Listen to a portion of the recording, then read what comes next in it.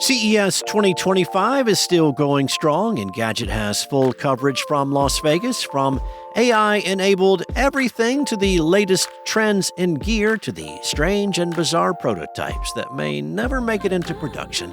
And Gadget is bringing you the latest tech from Vegas. It's Thursday, January 9th, and this is Engadget News.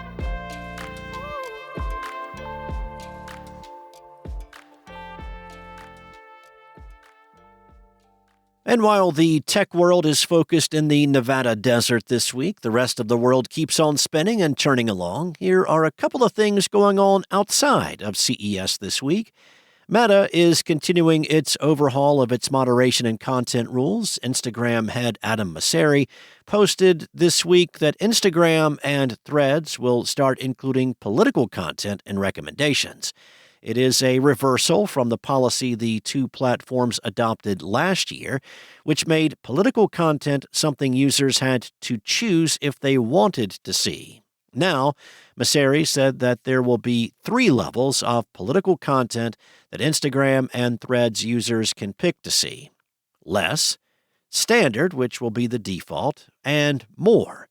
Mosseri said it's proven impractical to draw a red line around what is and is not political content. The change will begin rolling out this week in the U.S. and in the rest of the world over the coming weeks.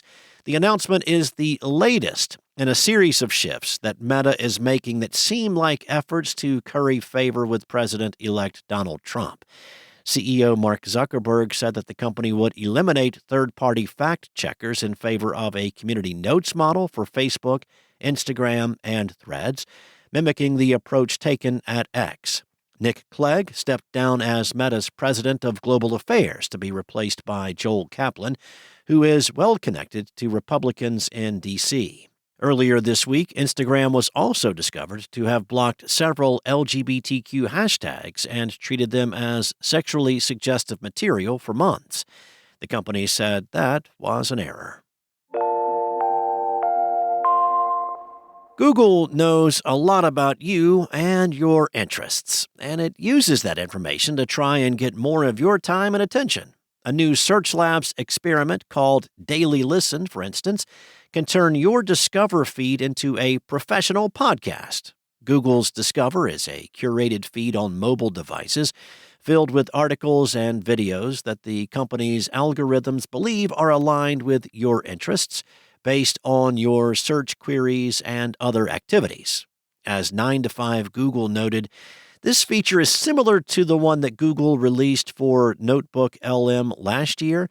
That Notebook LM tool can turn materials you feed into it a podcast with 2 hosts who can banter like they're real people. Daily Listen can create a podcast episode around 5 minutes in length that you can listen to for an overview of the latest about the topics you typically follow.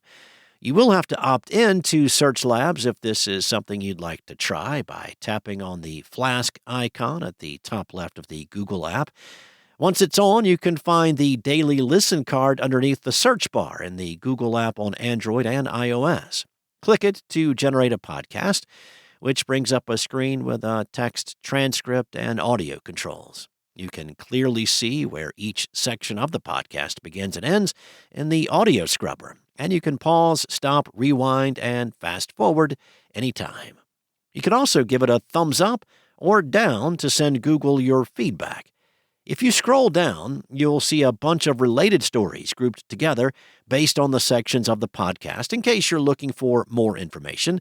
The experimental feature is going live this week in the U.S., though it might take a while to start seeing the option to generate a podcast. It's not quite clear yet if Google has plans to roll out to other regions, and there are no guarantees that it will get a wide release. Annie Altman, the sister of OpenAI founder and CEO Sam Altman, has sued her brother, accusing him of sexually assaulting her when she was a minor. In a complaint filed this week with a Missouri federal court, Annie Altman alleges her older brother committed numerous acts of rape, sexual assault, sexual abuse, molestation, sodomy, and battery from 1997 to 2006, with the abuse starting when she was only 3 years old. In a joint statement he made alongside his mother and 2 younger brothers, Sam said, "All of Annie's claims are utterly untrue. The Altmans say that they've tried to support Annie in many ways over the years, including by offering direct financial assistance." The family said in a statement, "Annie has made deeply hurtful and entirely untrue claims about our family, especially Sam. We've chosen not to respond publicly out of respect for her privacy and our own. However, she has now taken legal actions against Sam, and we feel we have no choice but to address it.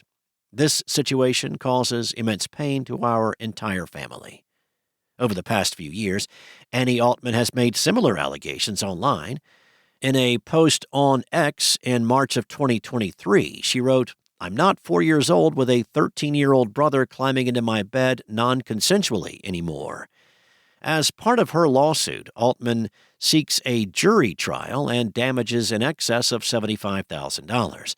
Per the New York Times, $75,000 is the minimum required for a federal lawsuit of this type.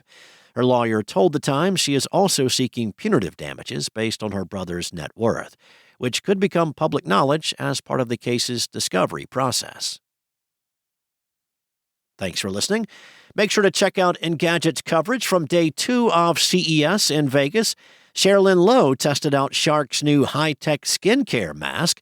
Cheyenne McDonald took a new VR chair for a literal spin, and surprisingly, it did not turn into a Vomitron.